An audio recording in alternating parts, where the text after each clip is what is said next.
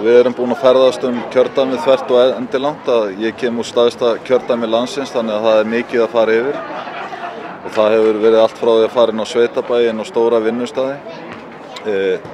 Það ber ýmislegt það þarf að gera ýmislegt. Þetta geta verið keyslur í marga klukkutíma til þess að hitta örfáa og svona fara yfir málin með þeim. Viðbrögð hafa verið mjög jákvæð og þegar maður sest niður með fólki og fær að ræða við þau málefni þá yfirleitt verður umræðan mjög góð.